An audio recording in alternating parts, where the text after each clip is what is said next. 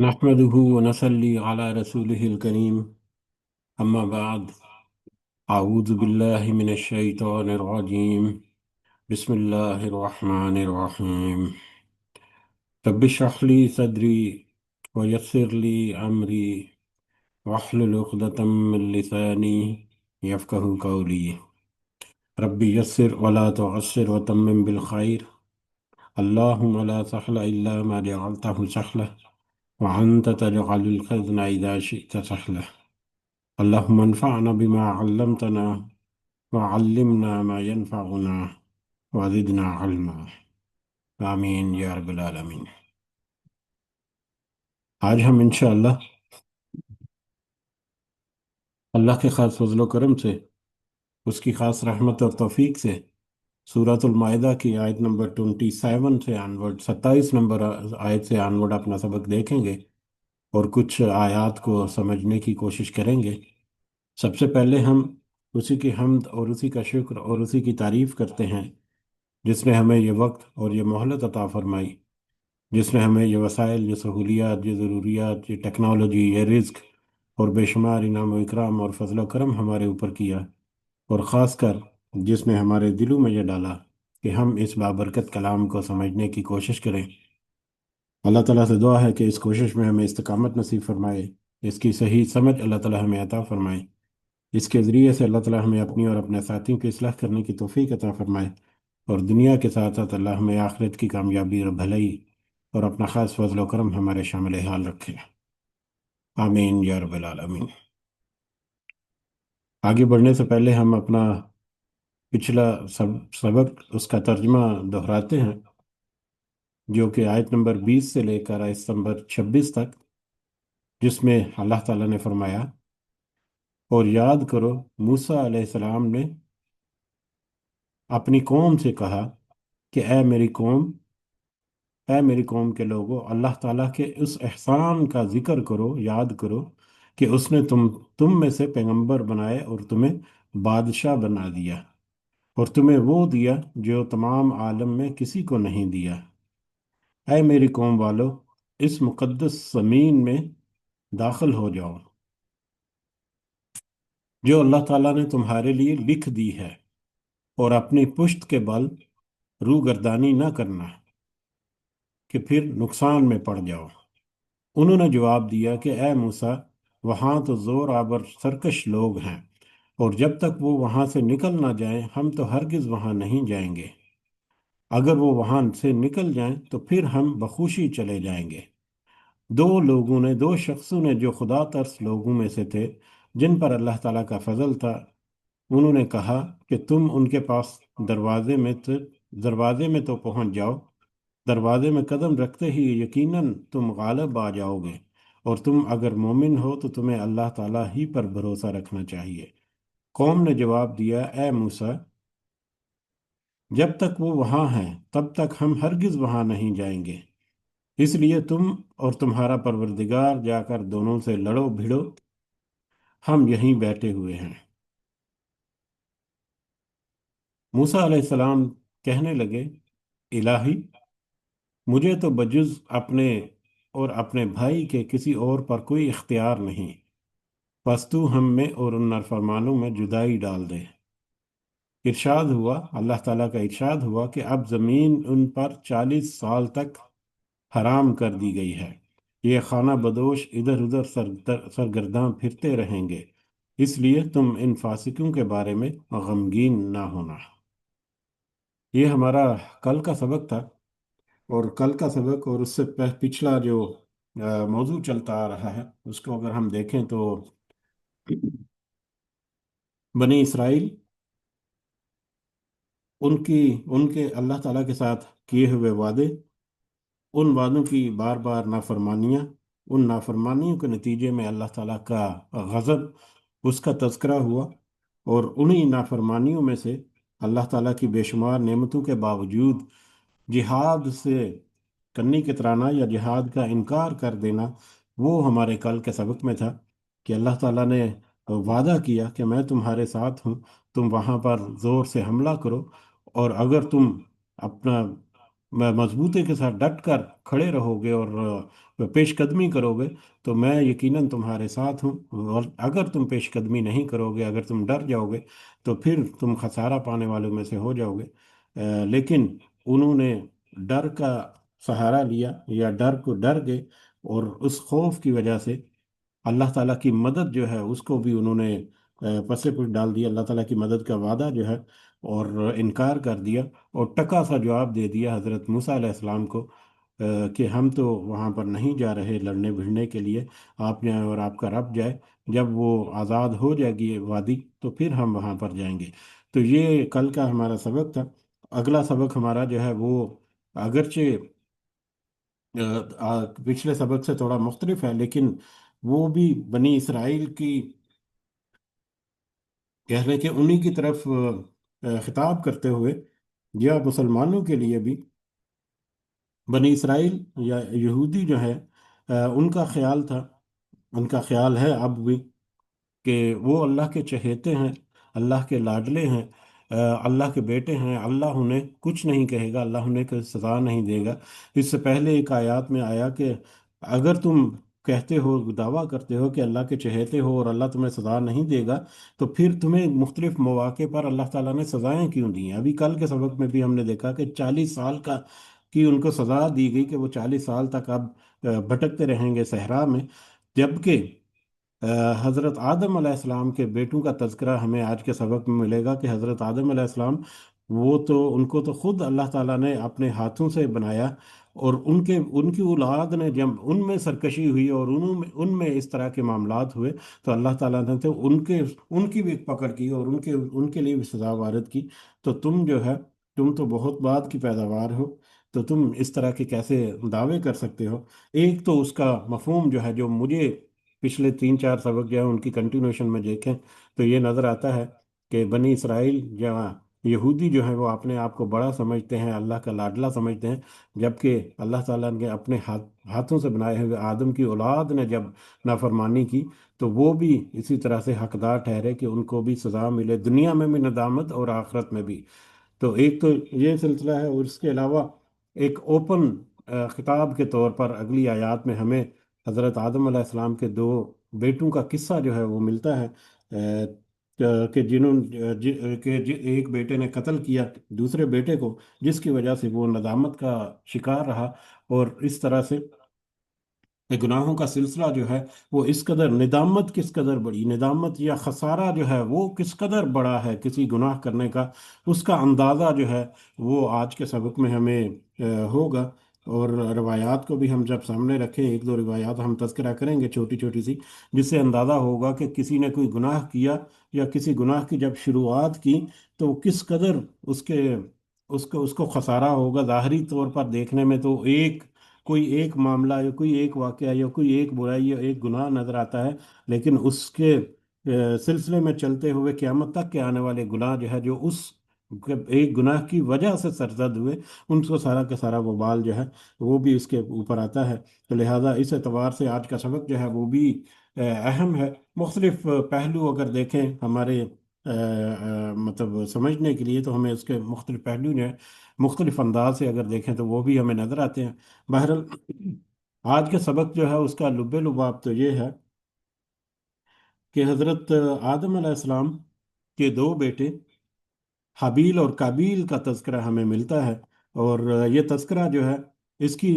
बहुत ज़्यादा तफसील जो है वो कुरान मजीद में या अथेंटिक जो अहादीस है उनमें तो नहीं, लेकिन तफसीरी रवायात जो हैं, तफसीरों में उनके बारे में कुछ वाक़यात जो हैं, मुख्तलिफ हल्के फुल्के मुख्तलिफ अंदाज अल्फाज के साथ, लेकिन तकरीबन एक ही तरह का वो सारा ओवरऑल सिनेरियो बनता है, उस तरह से तज़किरा हुए हैं। तो उन तफसीरी रिवायात जो हैं उनके मुताबिक हज़रत आदम अलैहिस्सलाम से जब, और हज़रत हवा अलैहिस्सलाम, उनसे जब नौ इंसानी का सिलसिला शुरू हुआ, तो शुरू में क्योंकि बिल्कुल भी आबादी नहीं थी और बहुत कम लोग थे, तो वहाँ पर जो हमल ठहरता, तो हमल के नतीजे में एक लड़का और एक लड़की जो है वो उनकी पैदाइश होती है, और दूसरे हमल में दूसरा लड़का और फिर लड़की, और फिर उनका निकाह या शादी जो है आपस में कर दी जाती, कि एक हमल का کا لڑکا اور لڑکی جو ہے وہ دوسرے حمل کی لڑکی اور لڑکے کے ساتھ ان کی شادی جو ہے وہ کر دی جاتی۔ اسی طرح سے ایک حابیل اور کابیل، دو بھائی، حضرت آدم علیہ السلام کے دو بیٹے۔ حابیل جو ہے وہ کھیت یہ مطلب چرواہا تھا، چرواہا یعنی لائف سٹاک وغیرہ کا کام کرتا تھا، بھیڑ بکریوں وغیرہ کا، جانوروں وغیرہ کا، اور شریف النفس تھا، تھوڑا سا تقوی والا تھا، اللہ کا خوف رکھنے والا تھا۔ جبکہ قابیل جو ہے وہ کاشتکاری وغیرہ کرتا تھا، زراعت وغیرہ کرتا تھا، اور تھوڑا سا چرب زبان تھا، تھوڑا سا سخت گیر تھا، اور مطلب تھوڑا سا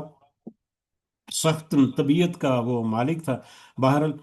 حابیل کا اور کابیل کے جب شادی کا سلسلہ ہوا، شروع ہوا، تو حابیل جو ہے اس کی بہن جو ہے وہ بدصورت تھی یا خوبصورت نہیں تھی، جس کا نکاح کابیل کے ساتھ ہونا تھا، اور کابیل جو ہے وہ اس کو ناپسند کرتا تھا، اور اس کا ارادہ یہ تھا کہ یہ جو حابیل کی بہن ہے، جس کے ساتھ نکاح کرنا، نکاح ہونا جو ہے وہ اس کا حق ہے، اس کے ساتھ وہ نکاح نہ کرے، بلکہ اپنی ہی بہن کے ساتھ وہ نکاح کر لے، کیونکہ وہ زیادہ خوبصورت ہے۔ تو یہ تو ایک ناحق بات تھی، جو کہ مطلب ایک ناانصافی پر مبنی تھی۔ تو اس پر ان دونوں کے درمیان اختلاف ہوا، حابیل اور کابیل کے درمیان۔ کابیل جو ہے وہ ضد پر اڑ گیا۔ جب یہ سینیریو دیکھا تو حضرت آدم علیہ السلام نے ان دونوں سے کہا کہ آپ ایسا کرو، اپنی اپنی قربانی جو ہے وہ اللہ کے ہاں پیش کرو۔ اگر قربانی جس کی پیش ہوگی تو اس کا ارادہ یا اس کی جو مطلب خواہش ہے، اس کو اس کے مطابق پورا کر دیا جائے گا۔ اس وقت قربانی پیش کی جاتی تھی، اور اس کا یعنی واقعہ یہ ہے کہ جو بھی قربانی کوئی شخص جو ہے وہ اللہ کے راستے میں نظر کرتا ہے، یا اللہ کے راستے میں اللہ کے لیے پیش کرتا ہے، تو وہ قربانی کو کھلے میدان میں ایک جگہ پر رکھ دیا جاتا، اور پھر ایک آگ آتی، اور آگ جو ہے وہ اس قربانی کو جلا کر راکھ کر دیتی۔ تو اگر تو آگ جو ہے وہ آ کر پکڑ لیتی اس قربانی کو، یا راکھ ہو جاتی وہ قربانی، تو اس کا مطلب ہے وہ مقبول ہے، اور اگر ایسا واقعہ نہ ہوتا تو اس کا مطلب ہے کہ وہ مقبول نہیں ہے، وہ قربانی قبول نہیں۔ تو دونوں نے اسی طرح کیا، حابیل اور کابیل نے، دونوں نے اپنی قربانیاں، حابیل نے اچھے جانور جو ہیں، اچھا اچھا بڑی خلوص نیت کے ساتھ اس نے اپنی قربانی جو ہے وہ پیش کی اللہ تعالیٰ کو۔ جبکہ قابیل نے کہتے ہیں کہ ذرا سا امپیور قسم کی، اور اس کی اپنی نیت میں بھی کھوٹ تھا، نیت جو ہے وہ زیادہ کاؤنٹ ہوتی ہے اس طرح کی نیکی کے کاموں میں۔ تو اس نے جو ہے وہ گندم وغیرہ، کوئی بالی وغیرہ جو ہے اس طرح کے نذرانہ جو ہے وہ اللہ کے حضور پیش کیا، لیکن حابیل کی قربانی جو ہے اس کو قبول کر لیا گیا، اور قابیل کی قربانی جو ہے اس کو رد کر دیا گیا۔ جب یہ سنیریو ہوا تو اس پر قابیل جو ہے وہ اور زیادہ بھڑک اٹھا، اور اس کی غصے کی شدت اور زیادہ بڑھ گئی، اور اس نے ارادہ کر لیا کہ اب میں میرا خواہش جو ہے وہ تو اب لگتا ہے کہ اسی طرح سے پوری ہوگی کہ میں حابیل کو اپنے راستے سے ہٹا دوں۔ اگر حابیل نہیں ہوگا تو پھر میری بہن کا کوئی حقدار بھی نہیں ہوگا، اور میں اس کے ساتھ شادی کر لوں گا۔ بہرحال اس طرح کی سوچ جو ہے وہ اس کے ذہن میں پلتی رہی، اور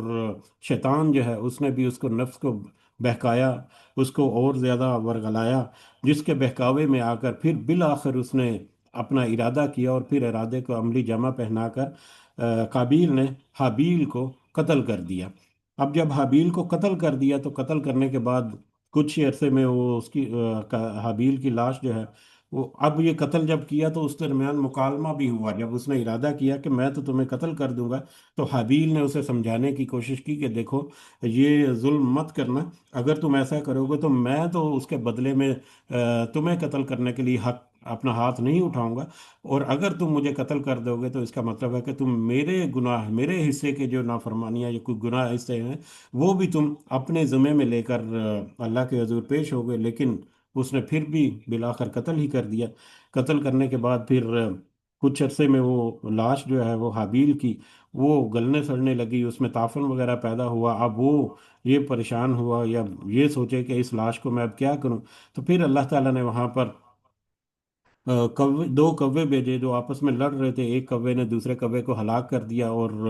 ہلاک کرنے کے بعد اس نے زمین سے مٹی کوریدنا، کھودنا شروع کر دی اپنی چونچ سے، اور اس طرح سے ایک گڑھا کھود کر اس نے اپنے دوسرے کوے بھائی کو دفنا دیا۔ اس کا یہ کووں کی یہ مطلب واقعہ دیکھ کر اس کے ذہن میں آیا، تو میں تو اس قدر نہ ہنجار ہوں کہ مجھے تو اتنی بھی توفیق نہیں کہ میں اپنے بھائی کو اس طرح سے مطلب کوئی دفنا دیتا یا اس طرح سے اس کے ساتھ کرتا۔ تو بہرحال اس نے پھر قابیل نے بھی اپنے حابیل کو اسی طرح سے گھڑا کھود کر اس میں دفن کر دیا۔ اس کے بعد پھر اس کو ندامت کا احساس ہوا، لیکن اب ندامت کا کیا فائدہ؟ کیا کہتے ہیں وہ محاورہ ہے کہ اب کیا ہو، اب کیا پچھتاوے ہوت جب چڑیاں چگ گئیں کھیت، کہ اب تو تیر جو ہے وہ کمان سے نکل چکا تھا، اب وہ اپنا گناہ تو اب تو اس کے سرزد ہو چکا، اب تو کوئی اس کا مداوع نہیں۔ تو لہٰذا اس طرح سے پہلا ناحق قتل جو ہے وہ اس روئے زمین پر ہوا۔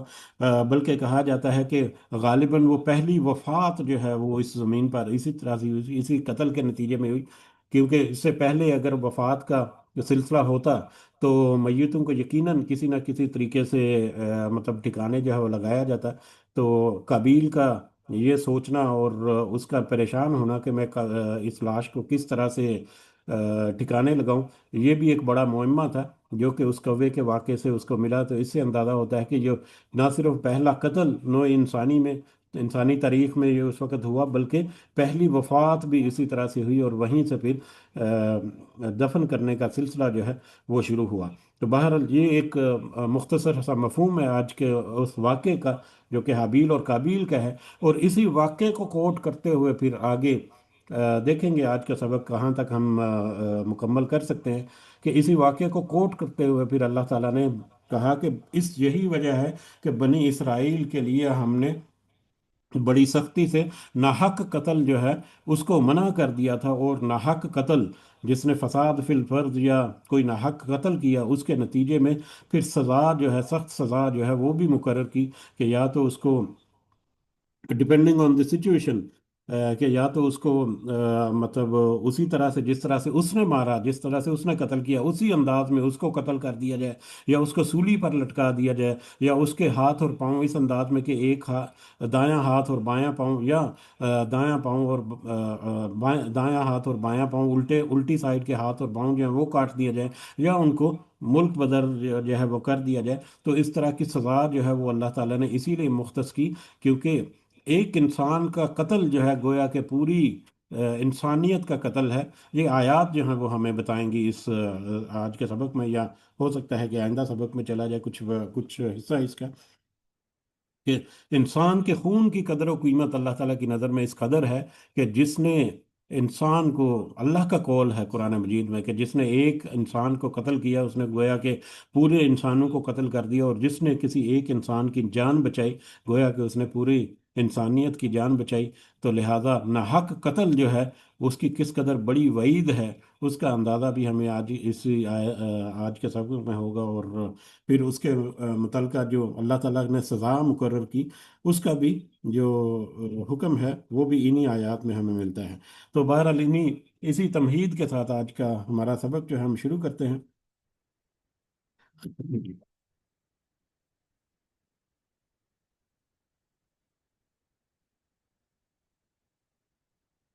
اعوذ باللہ من الشیطان الرجیم، آیت نمبر 27 سے، وَاتْلُ عَلَيْهِمْ نَبَأَ بَنِي وَاتْلُ عَلَيْهِمْ نَبَأَ ابْنَيْ آدَمَ بِالْحَقِّ، اور پڑھ کر سنائیے ان پر خبر آدم کے دو بیٹوں کی حق کے ساتھ، اور انہیں حق کے ساتھ یعنی سچا واقعہ اور سچائی کے ساتھ ذرا انہیں آدم علیہ السلام کے دو بیٹوں کا قصہ جو ہے وہ بھی سنا دیجئے، وہ بھی ذرا ان کے اوپر بتا دیے، جس کو نہیں پتا اس کو پتا چل جائے، جس کو پتا ہے اس کو یاد تازہ ہو جائے، اور جس کو کوئی شک شبہ ہے یا کوئی گھٹمٹ ہے اس کے اوپر اس کا ریفائن ہو جائے اس کا ویو کہ حقیقت کیا تھی۔ تو حقیقت کے ساتھ، حقیقت پر مبنی جو حضرت آدم علیہ السلام کے دو بیٹے ہیں ان کا قصہ بھی ذرا ان کو سنا دیجئے، بنی نوع انسان کو، اپنے ساتھیوں کو بھی اور اہل کتاب کو بھی، یہودیوں نصاریوں کو بھی۔ اس قربا قربانن، کہ جب دونوں نے قربانی کی، یعنی جب واقعہ ہوا اور دونوں کا یہ ٹھہرا کہ وہ قربانی اپنی پیش کریں گے، تو جب دونوں نے قربانی پیش کی اپنے رب کے حضور، فتقبل من احدہما، تو قبول کر لی گئی ان دونوں سے ایک کی قربانی، حابیل کی قربانی ان میں سے قبول کر لی گئی، ولم یتقبل من الآخرہ، اور نہیں قبول کی گئی دوسرے کی قربانی، قابیل کی قربانی کو رد کر دیا گیا۔ قال لاقتلنک، تو وہ اس قدر وہ زج ہوا اور اس قدر غصے میں آ گیا، اور اپنی خواہش نفس میں، اور پھر شیطان کے بہکاوے میں، کہ اس نے کہا قال لاقتلنک، کہ میں تو ضرور تمہیں قتل کر دوں گا۔ قابیل نے حابیل کو قتل کرنے کی دھمکی لگا دی۔ قال انما یتقبل، کہا کہ بے شک قبول کرتا ہے اللہ تعالیٰ من المتقین، پرہیزگاروں سے۔ حابیل نے قابیل کو سمجھانے کی کوشش کی کہ دیکھو تمہاری اپنی نیت جو ہے وہ صاف ہونی چاہیے، تمہارا اپنا عمل جو ہے وہ صالح ہونا چاہیے، تبھی تمہاری قربانی قبول ہو سکتی ہے، کیونکہ اللہ تعالیٰ کے ہاں تو پرہیزگاروں کی قربانی یا پرہیزگاروں کی نیکی یا پرہیزگاروں کا جو عمل ہے وہ قبول کیا جاتا ہے، کافروں کا عمل اللہ کے ہاں مقبول نہیں ہوتا۔ لائن بسط لائن بسط الیہ، البتہ اگر تو نے بڑھایا، حابیل نے کہا کہ اگر تو نے میری طرف یدہ کا اپنا ہاتھ بڑھایا، لتقتلنی، تاکہ تو مجھے قتل کرے، اگر تو نے یہ ارادہ اس ارادے کے ساتھ، مجھے قتل کرنے کے ارادے کے ساتھ اپنا ہاتھ میری طرف بڑھایا، ما انا بباسطن، تو نہیں میں بڑھانے والا یدیہ اپنا ہاتھ علیہ کا تیری طرف، لیقتلک، تاکہ میں تجھے قتل کر دوں۔ اگر تو نے قتل کے ارادے کے ساتھ میری طرف اپنا ہاتھ بڑھایا، تو اس کے نتیجے میں رسپونڈ نہیں کروں گا کہ میں بھی اسی طرح سے تمہاری طرف قتل کے لیے ہاتھ بڑھاؤں۔ گویا کہ یہ آیت کا یہ حصہ جو ہے یہ ان احادیث کی تفسیر ہے، یا وہ احادیث جو ہے وہ اس آیت کی ہی تفسیر ہے، کہ جس میں ہے کہ مقدور اور قاتل دونوں جہنمی ہیں۔ یہ بخاری کی روایت ہے، اس سے پہلے دو تین دفعہ تذکرہ ہو چکی، مسلم میں بھی اس کا تذکرہ ہے، کہ حضرت احنف بن قیس رضی اللہ تعالیٰ عنہ بیان کرتے ہیں، رسول اللہ صلی اللہ علیہ وسلم نے فرمایا، جب دو مسلمان اپنی تلوار کے ساتھ ایک دوسرے کا مقابلہ کرتے ہیں تو قاتل اور مقتول دونوں جہنم رسید ہوں گے۔ میں نے کہا کہ اے اللہ کے رسول صلی اللہ علیہ وسلم، قاتل تو ٹھیک ہے، اس کا معاملہ تو سمجھ آتا ہے کہ اس نے قتل کر دیا، مگر مقتول کا کیا قصور کہ وہ بھی جہنم میں جائے گا؟ تو رسول اللہ صلی اللہ علیہ وسلم نے فرمایا، اس لیے کہ وہ بھی تو اپنے ساتھی کو قتل کرنے پر حریص تھا، یعنی اس نے بھی تو ریاکشن میں بھرپور کوشش کی کہ وہ اپنے ساتھی کو قتل کر دے۔ وہ تو ایک کا داؤ چل گیا اور ایک کے زد میں آ گیا تو وہ اس کے نتیجے میں قتل ہو گیا، وگرنہ عمل میں تو دونوں برابر ایک دوسرے کے لیے کوشش کر رہے تھے۔ تو اسی بات کی تفسیر ہے، اور اس کے بارے میں کچھ ہمیں مزید مطلب روایات سے ہمیں تاکید بھی ملتی ہے، کہ کوئی دوسرا چاہے وہ کس قدر بھی شدید قسم کے اقدامات کریں، اس کے سامنے، اس کے مقابلے میں اس طرح سے اقدامات کرنے سے جہاں تک ممکن ہو ہمیں کوشش کرنی چاہیے۔ جنگ کا معاملہ جو ہے وہ کچھ اور ہے، لیکن عام حالات میں بھرپور کوشش ہونی چاہیے کہ کسی طرح سے اس کا جواب جو ہے وہ اس انداز سے نہ ہو کہ کہیں ہمارا شمار بھی اسی کے مقابلے میں نہ ہو جائے جو پہلے سے گناہ کیا کر رہا ہے۔ یہ اس کے بارے میں ایک روایت ہمیں ملتی ہے جو کہ مسند احمد میں ہے، ترمذی اور ابو داؤد میں بھی اس کا واقعہ ملتا ہے۔ حضرت سعد بن ابی وقاص رضی اللہ تعالیٰ عنہ، انہوں نے حضرت عثمان رضی اللہ تعالیٰ عنہ کے دور میں فتنہ کے موقع پر کہا تھا کہ میں اس بات کی گواہی دیتا ہوں کہ رسول اللہ صلی اللہ علیہ وسلم نے فرمایا تھا کہ بلا شک و شبہ عن قریب ایک فتنہ رونما ہوگا، جس میں بیٹھنے والا کھڑے ہونے والے سے بہتر ہوگا، اور کھڑا ہونے والا چلنے والے سے بہتر ہوگا، اور چلنے والا دوڑنے والے سے بہتر ہوگا۔ عرض کی، اے اللہ کے رسول صلی اللہ علیہ وسلم، اگر کوئی شخص میرے گھر میں داخل ہو کر میری طرف اپنا ہاتھ دراز کرے تاکہ مجھے قتل کر دے تو پھر میں کیا کروں؟ تو آپ صلی اللہ علیہ وسلم نے فرمایا، اس صورت میں آدم کے بیٹے حابیل کی طرح ہو جانا، یعنی اگر تمہاری طرف کو اس قدر شدت سے کرے اور ناحق جو ہے وہ ہاتھ بڑھائے، تو تم کوشش کرو کہ تم حابیل کی طرح سے ریئیکٹ کرو، کہ تم کہیں ایسا نہ ہو کہ اس کے نتیجے میں تم بھی اس کے اوپر تلوار یا تم بھی اس کے اوپر اسلحہ تانو، اور پھر اگرچہ وہ قاتل جو ہے وہ کامیاب ہو جائے لیکن مقتول جو ہے وہ بھی اسی بریکٹ میں قیامت کے دن اللہ کے حضور کھڑا جو نظر آئے۔ تو لہذا یہ ایک بڑا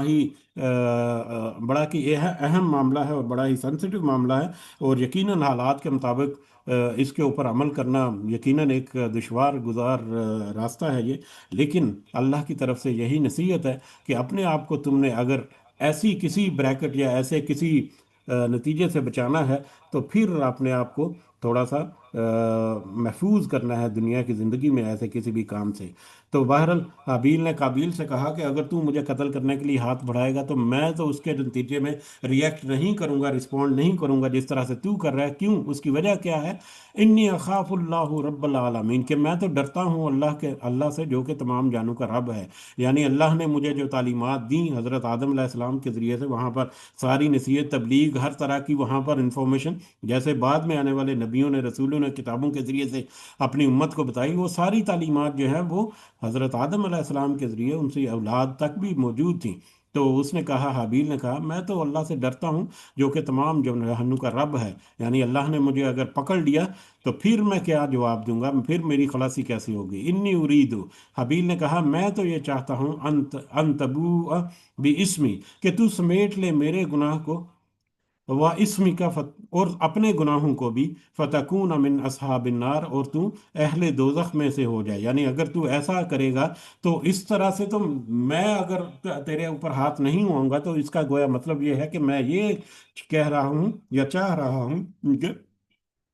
تیرا قتل کرنا جو ہے اس کا گناہ تو تیرے سر ہے ہی۔ میری اگر کوئی خواہش ہوتی یا کوشش ہوتی کہ میں تمہیں قتل کر دوں، اس کا گناہ جو ہے وہ بھی تیرے سر میں چلا جائے، یعنی میرا گناہ جو ہے وہ بھی تیرے ساتھ میں چلا جائے اور تو اہل دوزخ میں سے ہو جائے۔ وَذَلِكَ جَزَاءُ الظَّالِمِينَ، اور یہی بدلہ ہے سب ظالموں کا جو دنیا میں ظلم کرتے ہیں، زیادتی کرتے ہیں، نہ حق قتل کرتے ہیں، نہ انصافی کرتے ہیں، ایسے ظالموں کا بدلہ یا سزا جو ہے وہ یہی ہے کہ ان کو دوزخ میں ڈال دیا جاتا ہے۔ جیسا کہ بخاری کی ایک روایت ہے،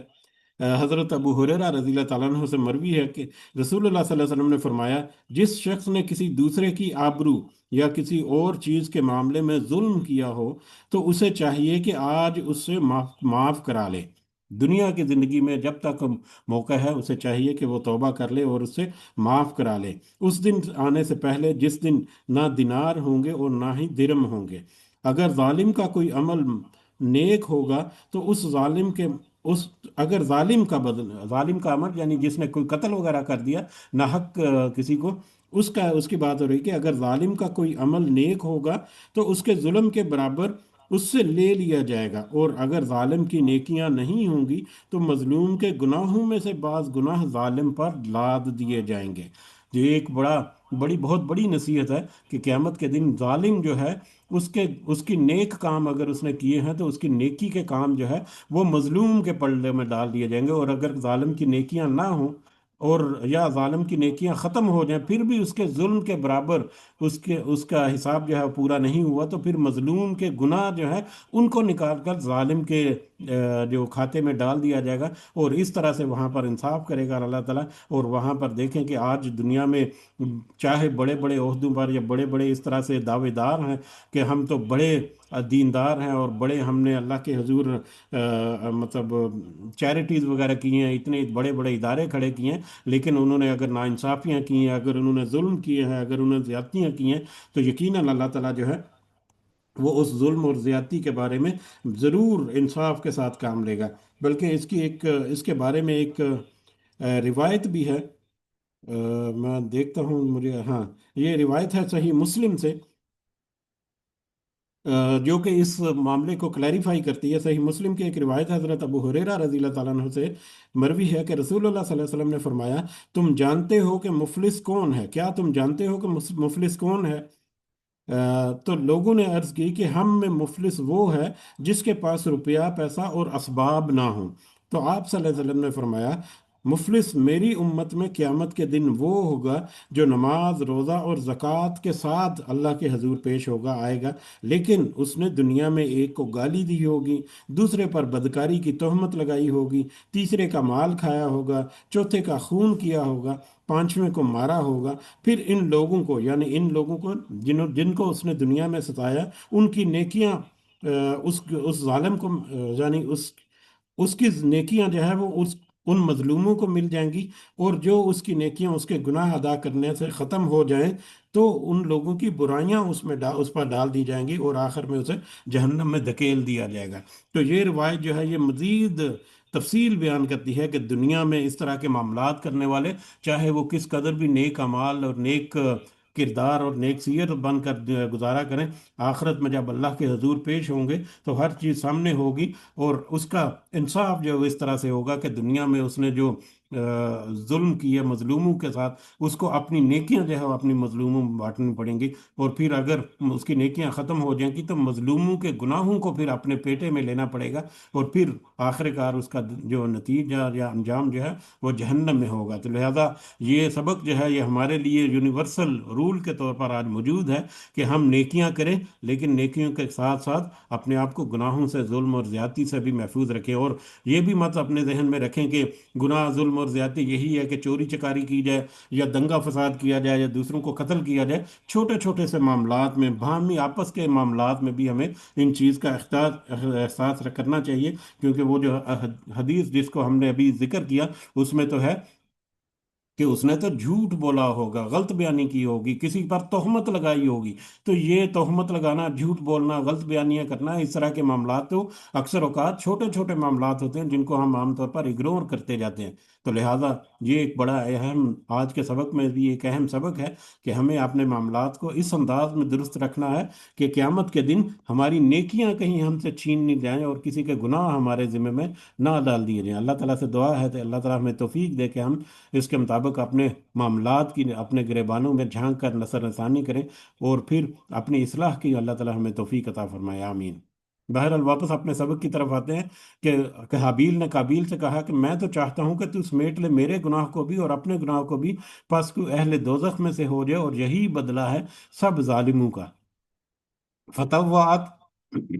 پس آمادہ ہو گیا لہو نفسہ، اس کو،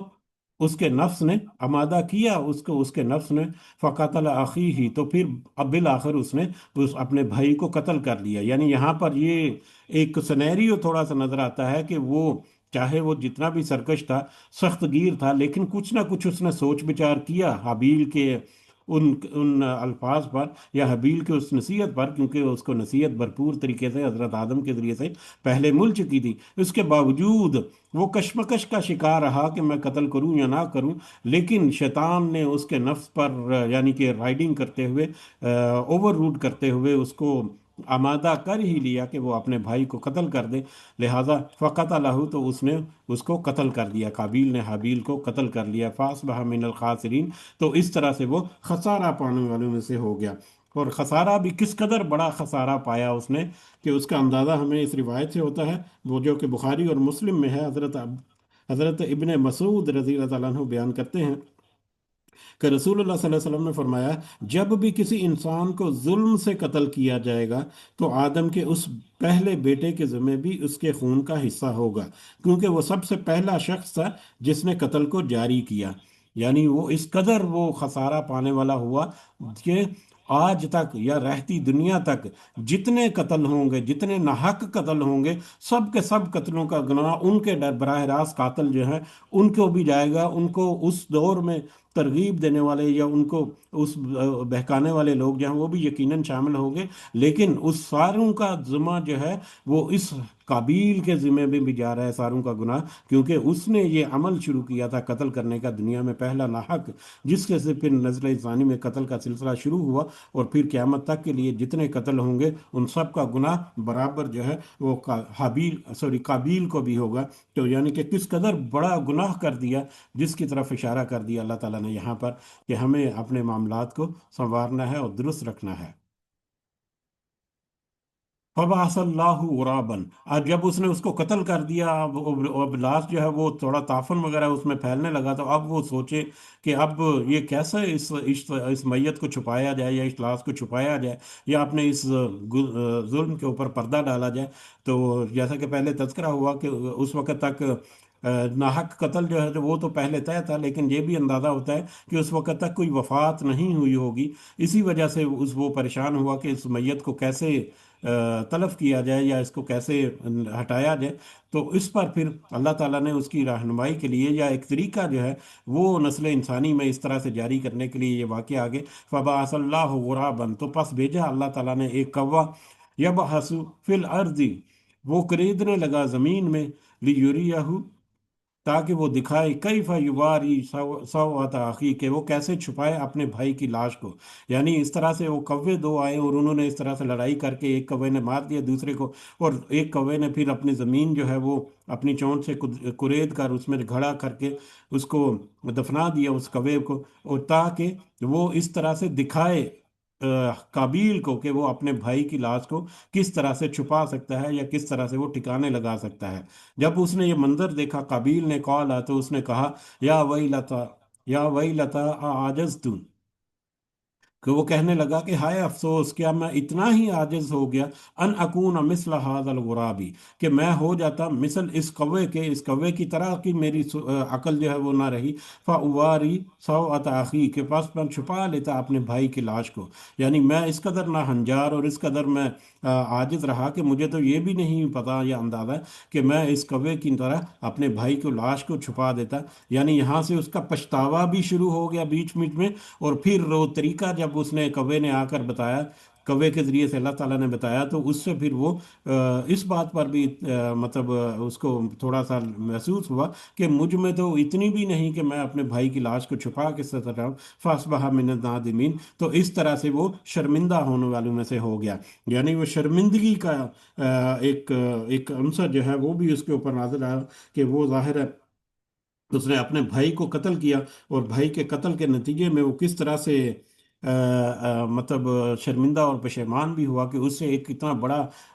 واقعہ سرزد ہو گیا، اتنا بڑا ناحق قتل جو ہے وہ سرزد ہو گیا. حالانکہ حضرت آدم علیہ السلام کی نصیحت اور پھر حابیل کی اپنی نصیحت جو ہے وہ اس کو تھی کہ ایسا مت کرو، یہ تقوی والوں کا کام نہیں ہے، وگرنہ تم جہنم میں چلے جاؤ گے. لیکن پھر بھی وہ کر گزرا. جیسا کہ ترمذی اور ابو داؤد کی ایک روایت ہے، حضرت ابو بکرہ رضی اللہ تعالیٰ عنہ بیان کرتے ہیں کہ رسول اللہ صلی اللہ علیہ وسلم نے فرمایا سرکشی اور قطع رحمی سے بڑھ کر اور کوئی گناہ نہیں، سوری، سرکشی اور قطع رحمی سے بڑھ کر اور کوئی گناہ ایسا نہیں ہے جس کی سزا اللہ تعالیٰ آخرت میں دینے کے ساتھ ساتھ دنیا میں بھی جلد دیتا ہو. یہ بھی اپنی نوعیت کے اعتبار سے، اپنے موضوع کے اعتبار سے ایک بہت ہی اہم روایت ہے. دوبارہ اس کو ذرا دیکھتے ہیں. سرکشی اور قطع رحمی سے بڑھ کر کوئی اور ایسا گناہ نہیں جس کی سزا اللہ تعالیٰ آخرت میں دینے کے ساتھ ساتھ دنیا میں بھی جلد دیتا ہو. یعنی سرکشی کرنا، دوسروں کے ساتھ ظلم اور زیادتی کرنا، اور قطع رحمی کرنا، دوسروں کے ساتھ جو قطع رحمی کرتے ہیں. صلہ رحمی اور قطع رحمی ہمیں پتہ ہے کتنا اہم یہ ٹاپک ہے کہ ہم اپنے رشتہ داروں کے ساتھ، اپنے چاہنے والوں کے ساتھ ہم اچھے تعلقات رکھیں، ان کے ساتھ قطع رحمی اور قطع تعلقی نہ کریں. تو قطع رحمی اور سرکشی کرنے والا جو ہے، یہ دو گناہ ایسے ہیں کہ جس کی سزا آخرت میں تو ملے گی ہی ملے گی، لیکن دنیا میں بھی اللہ تعالیٰ جو ہے وہ ایسے گناہوں کی سزا جو ہے وہ دکھاتا ہے. آج کل ہمارے حالات اگر ہم دیکھیں، کچھ پریشانیاں ہیں، کچھ ہماری برکتیں نہیں ہیں، کچھ بہت سارے معاملات میں ہم سختی کا شکار ہوتے ہیں اور پھر پریشان ہوتے ہیں. تو ہمیں اپنے معاملات میں اس میٹر میں بھی اس روایت کے تحت بھی نظر ثانی کرنی چاہیے کہ کہیں اللہ تعالیٰ ہمارے کسی ایسے کام کی وجہ سے ناراض تو نہیں ہو گیا، کہیں ہم سے کوئی ظلم اور زیادتی نہیں ہو رہا. کہ یہاں خاص کر قطع رحمی جو ہے اس کے بارے میں ضرور ہمیں رکھنا چاہیے کہ کسی بہن بھائی کے ساتھ، کسی عزیز و اقارب کے ساتھ کوئی ہم نے ناروا سلوک تو نہیں کر رکھا، یا اس کے ساتھ کوئی قطع تعلقی تو نہیں کر رکھی، یا اس کے ساتھ کوئی اس طرح کا معاملہ تو ہم نے نہیں کر رکھا. تو اگر خدا نہ خواستہ اگر ہے ہم میں، تو ہمیں چاہیے کہ اس کو ہم سنوارے. ہو سکتا ہے کہ اس طرح سے ہمارا جو اللہ تعالیٰ کی ناراضگی جو ہے وہ ہم سے دور ہو جائے، اللہ تعالیٰ ہم سے راضی ہو جائے، اور ہمارے کچھ معاملات میں اللہ تعالیٰ ہمارے لیے آسانی کر دیں. تو لہٰذا یہ روایت اور یہ آیت جو ہے یہ ہمیں بہت ہی اہم ایک نقطہ جو ہے وہ ہماری اصلاح کے لیے ہمیں بتاتی ہے. اس دعا کے ساتھ کہ اللہ تعالیٰ ہمیں یہ ساری صحیح سمجھ ہمارے ذہنوں میں، ہمارے دلوں میں اتار کر اس کے مطابق ہمیں اپنے رویوں کی نظر ثانی جو ہے اس کو کرنے کی توفیق عطا فرمائے. اور اللہ تعالیٰ ہمیں توفیق دے کہ ہم اپنا جو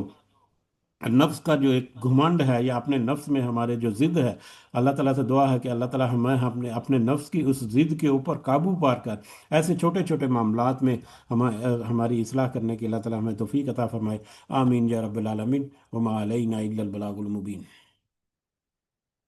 جی، یہیں پہ ہمارا آج کا سبق ہم روکتے ہیں. اس سے آگے تو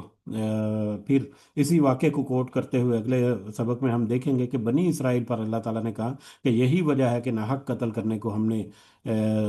منع کیا، لیکن اس کے باوجود بنی اسرائیل جو ہے وہ ناحق قتل کرتے رہے. بہرحال اگلے سبق میں ہم آگے بڑھیں گے. سب سے دعاؤں کی خود گزارش ہے کہ سب کو دعاؤں میں ضرور یاد رکھیں، میرے لیے بھی اپنی دعاؤں میں سے تھوڑا بہت حصہ جو ہے وہ ضرور رکھا کریں۔ اللہ تعالی ہم سب کے لیے آسانیاں کرے، اور ہمارے معاملات میں اللہ تعالی